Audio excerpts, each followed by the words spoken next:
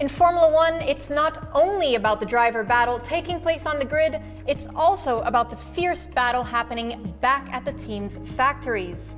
This development race between the teams has been quite fascinating to watch over the course of the first 5 races of the season, and in this episode, we want to investigate how the 10 teams stack up on pure pace. So, using our super time data from Motorsport stats, we can accurately compare the performance of the cars across the season without the length of the circuits confusing the data. And joining me today to help shed some light and analyze how the teams compare so far in the tech development race is our Motorsport.com editor-in-chief, Charles Bradley. Charles, why don't you go ahead first and explain to our audience how this number crunching is done? Okay, well, we take each car's fastest lap of the race weekend and express this as a percentage deficit to the quickest team, or as I like to call them, Mercedes. Thank you, Charles. And with that explained, let's take a peek at how the teams stack up 5 races into the season. So here's the current season average with Mercedes out front. No surprise there. Charles, what does this tell us about this championship so far? Well, it's amazing, isn't it? If you look at that top figure there, 100% is the outright best anybody could ever achieve, and there's Mercedes right there with 100.074, so that's as close to perfection as you can like. It also tells us about Ferrari and Red Bull, just how they're the only teams that are actually in the ballpark with Mercedes at the moment, but they're still, that tangible part behind. The other thing to consider as well is that Ferrari and Honda have both brought their first engine upgrades of the season already. Mercedes, we expect them to bring it at Canada, so that gap's there already. You can only think that's going to get even bigger.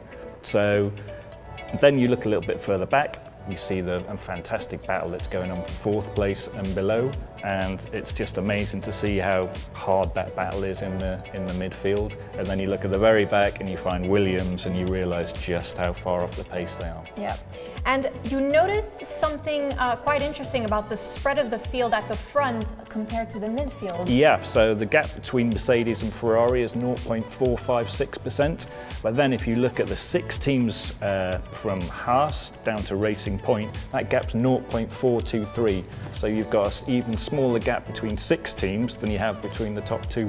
Yeah. Now, how about we take a look at how the teams have done at each individual Grand Prix so far.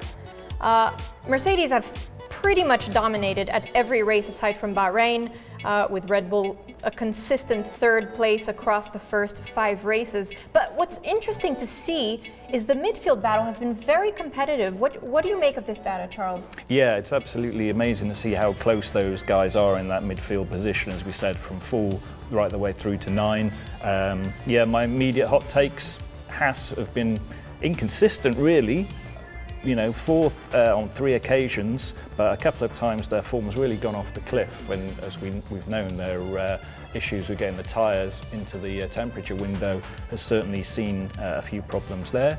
Renault, this big budget team, it's factory force, you expect it to be easily in P4 in the championship. Again, they're all over the shop here. It's amazing how, the fact they were 9th quickest in Baku was, it's unbelievable for a team of their resource, really. And these inconsistencies have allowed McLaren, really, to, it's been like a free pass to get 4th in the Constructors' Championship at the moment. Look at their pace. Okay, they were great in Australia and Bahrain, but they've been a little bit down. And we heard Carlos at the weekend when he was talking about, we finished P8 with a car with no pace. It's very sort of Fernando Alonso thing to have said, really. And then we've got a team like Racing Point, which in Baku looked fantastic, didn't they? Sergio Perez doing his usual thing there. But elsewhere, they've really struggled to get that car to work too. So, and I think probably the most impressive contender of those whole midfield teams is just Toro Rosso. Just seeing the way that they've, raised their game right the way through the season. They're in a really strong position right now. Yeah, and the drivers have done incredibly well as well. Yeah, totally. McLaren, considering the pace they had last year, also a big jump there. Yeah. Really good for them. How would you rationalize that midfield battle? Because it looks like quite literally, no weekend has been the same across 5 races. It's absolutely unbelievable, isn't it? You know, it's just all been all over the shop.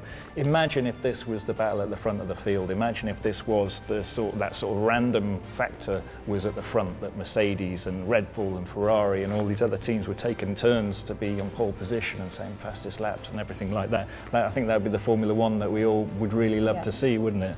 But I think it goes to show when you make an aero change, when you change the tyres, the thickness of the tyre gauge this year with the Pirellis, you just always see those big resource teams right at the top every single time. They've got the skill set, they've got the budget, they've got all those sort of modelling tools back at base, and they can just out-develop they're not minnow teams, but they're teams with good budgets, but they're just in a league of their own, really, those big three. But it would be great to see some of those smaller teams have a proper chance right at the front of the field. Yep, and as you said, the competitiveness is what we'd all like to see return to Formula One. And you want to see, when you see a team like Renault have the benefit of a full manufacturer budget, you want to see them get back to those glory years of the mid-2000s.